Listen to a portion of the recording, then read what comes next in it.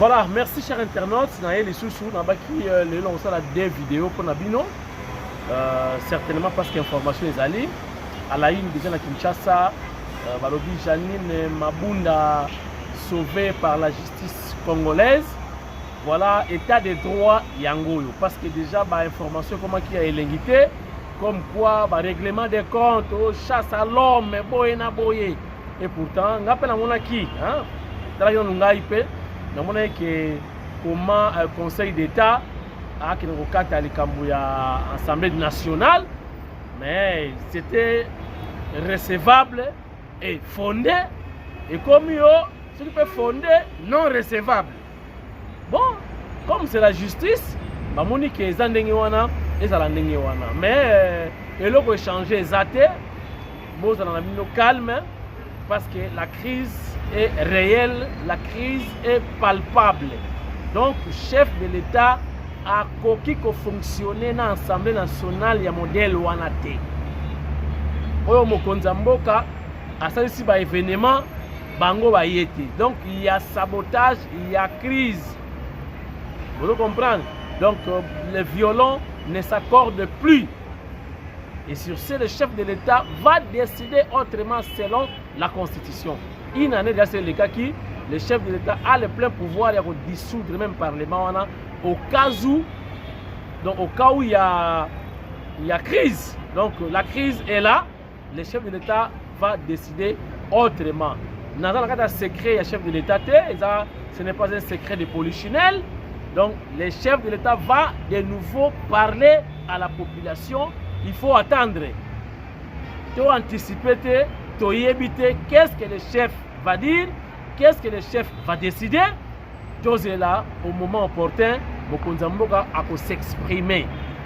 Mais à mon avis, l'Assemblée nationale on est déjà en danger. Et j'entends que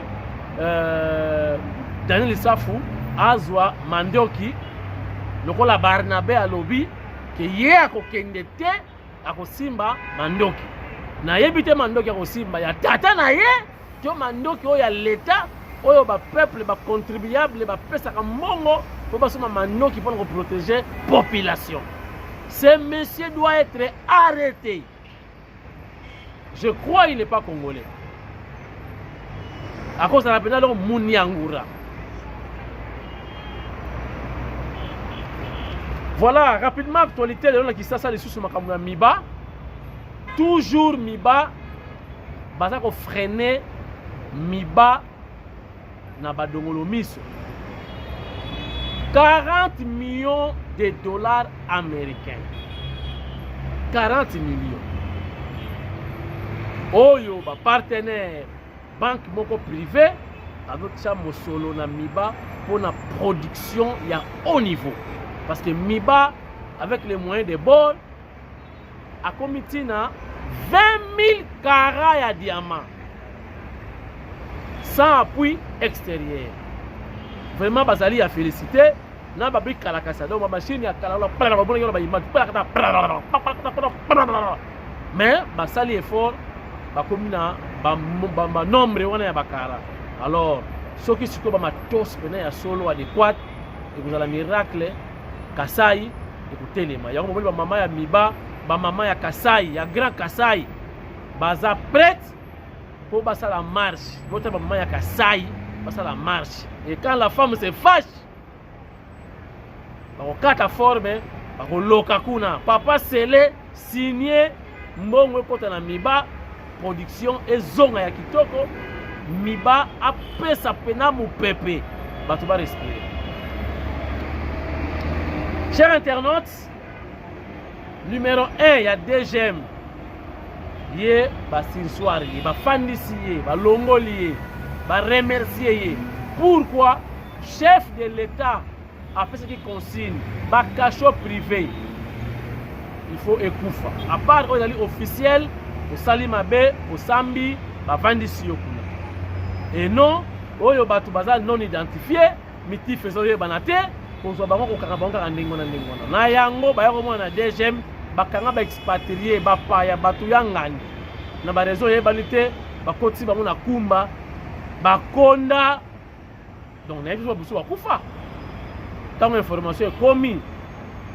Et pas y a Kankonde a décidé selon l'instruction du chef de l'État.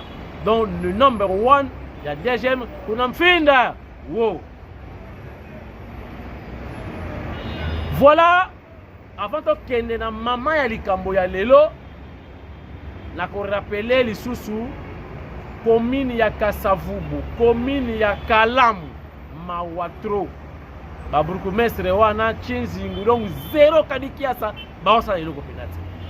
Kalamu mvule beta te boko totala victoire to baki victoire bana poto uti Luanda foko manana matonge.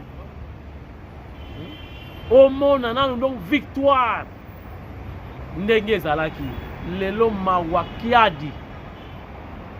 Donc vous le savez beti bazo batu na Mukongo 500 francs sonya ndenge wana tata mukolo tala mole ba na Mukongo pa mwana mukipo na 500 francs.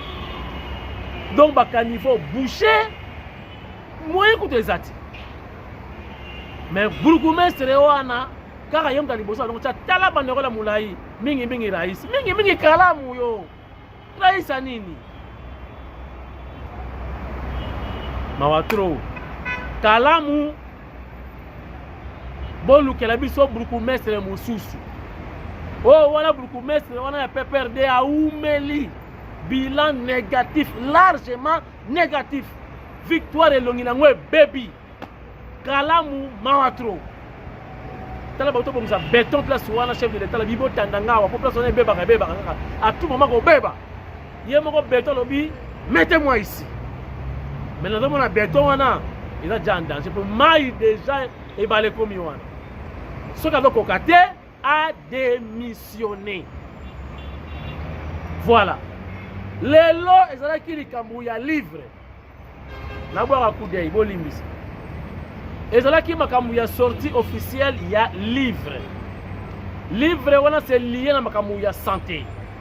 Oh, ils ont manuel. Il y a procédure d'inspection sanitaire. Wana est un livre de minganga. Boni bako tambola en jetant coup d'œil na kati ya manuel wana po na misala na bango ya minganga tellement ezali motu ya mingi na mokolo moko okotanga ouvrage wana ba connaissance na yango te nde babengaki ministre de tutelle Docteur Eteni Longondo l'homme à la bakos ye mutu ala s'occuper na santé saouti ya ba congolais nyonso a commencer par le chef de l'état na mwana ya suka ya machombe wa botami na mama yemo nyonso wana na mutu na ye il s'est déplacé à tiki cabinet na ye ya musala akei pona kopesa to pengenge ko bwaka nsamba ko pambola livre wana ozali pona intérêt général na makambo etali saudi to pe santé botala ndenge lekaki ndenge bayambaki mokonzi ya Saudi ndenge pe apesaki mbela na discours na ye na ndenge elekelaki et puis tozonga toyeba ndenge nini tokokoba na émission na biso ya lelo Karine Ivili ye mutu aza bongo na kamera pesa elengi mwasi kitoko akomi mpe koma mutuka ye moko asali baeffort na ebandeli ezalaki pasi pipipi lelo oyo lubelo akosa tindika bangodi.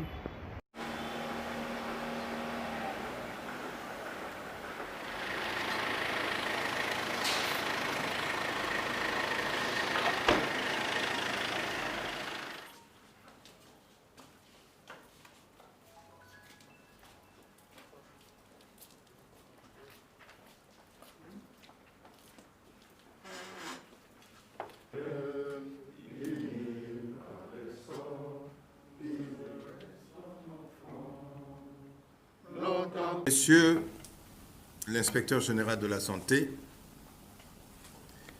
mesdames et messieurs les inspecteurs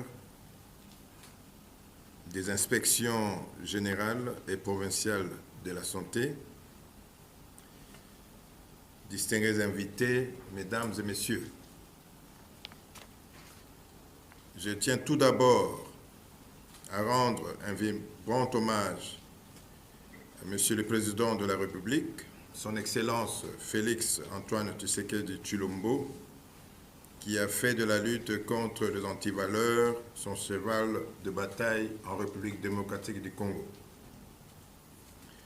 Qu'il me soit permis aussi de remercier toutes les parties prenantes à l'élaboration et à l'impression de ce manuel de procédure de l'inspection sanitaire.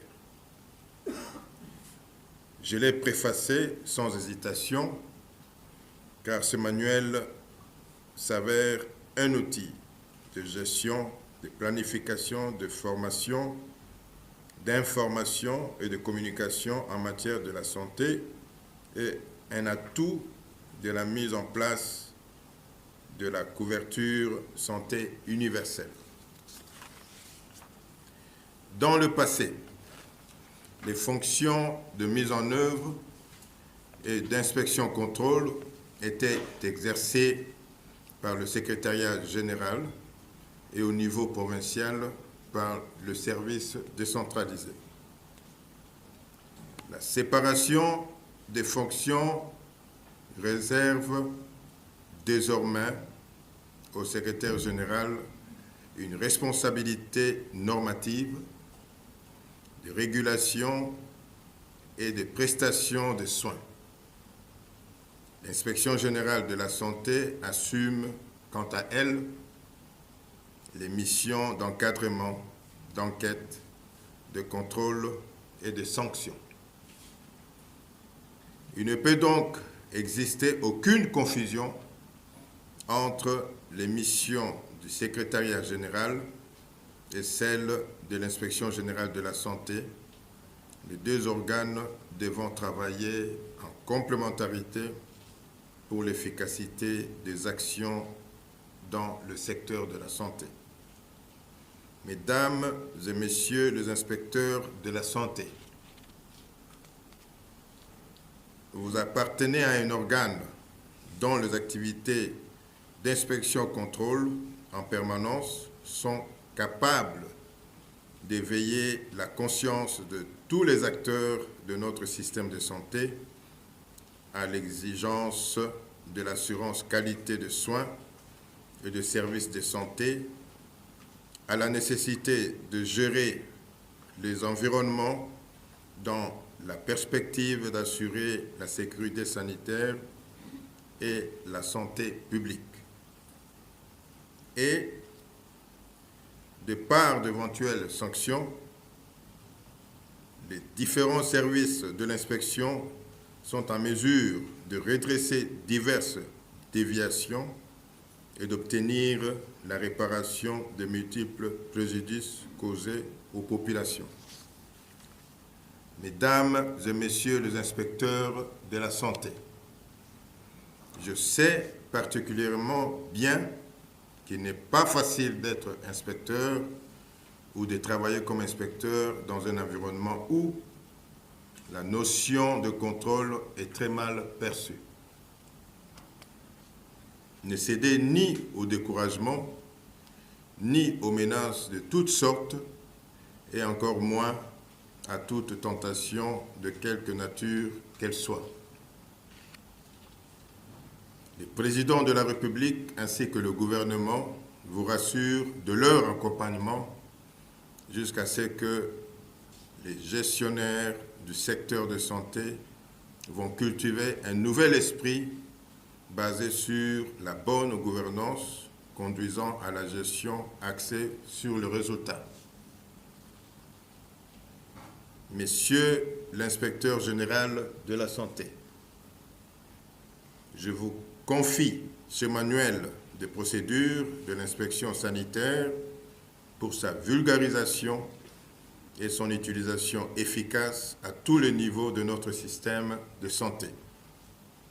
Ces manuels de procédure doivent être connus de tous les acteurs du système de santé et même du public. Ainsi, je déclare ouvert l'atelier de formation des inspecteurs de la santé à l'utilisation du manuel de procédure de l'inspection sanitaire et souhaite plein succès aux travaux. Je vous remercie.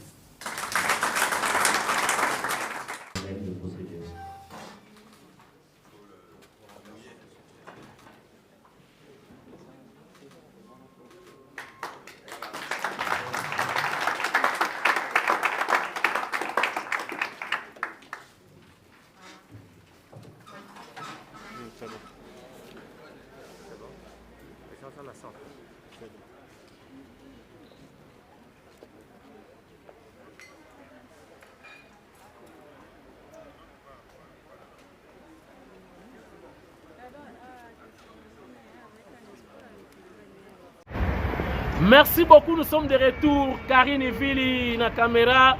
Merci pour la moussala kitoko. On se appelle ça Baimboka. Chers internautes, nous allons clôturer l'émission Lelo. Nous avons sa félicitation à Dr Etienne Longondo. Nous avons commis pesa, corps et âme pour l'intérêt général. Nous avons dit moi na ekanga. Oyo ya solo ba koselier makamwe belé. Mais Nzambe aza kolombisa ye. Bayoka yo na mabe. Bakuta yo na yango. Ti lelo na bakuti na mabe te pa y a pas de preuve ti lelo. Mais ya bukanga lonzo bakuti ba preuve. Comment une différence? Ya bukanga lonzo bakuti ba preuve batu baza kokanga. Chers internautes, merci pour la fidélité. Lina Fukia wazo fêter l'anniversaire na ye. Ye musika bisope musika to souhaiter kaka joyeux anniversaire depuis Kinshasa 8 km libanga ya tindika molobeli ya fachi tala valeur nango na kopesa merci na Jacob Mudingai vitesse de croisière et ratakate wana ratakate nkaka dengi mayar Montana et ratakapeti. Merci na Bibish Mwika Bibish elongi kokana na Fachi Beton. Omoni Fachi, omoni Bibish. Omoni Bibish, omoni Fachi. Bilongi na bango ya famille. Foti na ngai. Merci bonjour toujours fidèle, soudé na tindika. Na yebisa kibino chaque jour émission. Lelo na futi nyonga émission moko na beti 2 émissions consécutives pour Nabino. Lobi li sous actualité bimi toko pomper. Mais na koyebisa Barnabé. Oyo mboka na biso. Ko intimider mututu. Olobi ba baksela Kabila salaire. Tala. Aussi. Et Salamat. Babaksela mutu salaire batel rappel bilance. Bilan négatif Zimwanka azwaka wana posi to longoli yango pe nyonso mokolo Fachi pa commencer président aza pe na 0 donc ezaka po Fachi pe a bénéficier lango lobi tour par tour. Merci beaucoup tokutani cette fois-ci lobby pour lelo des émissions ekoki bye bye.